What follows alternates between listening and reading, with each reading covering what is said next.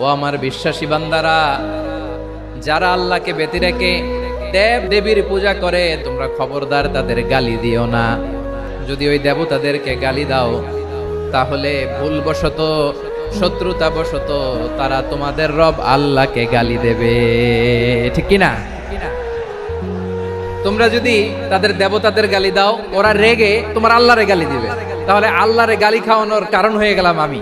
রব্বুল আলামিন বলেন, খবরদার দেবতাদেরকে গালি দিও না, তাহলে ওরা তোমার রব আল্লাহরে গালি দেবে।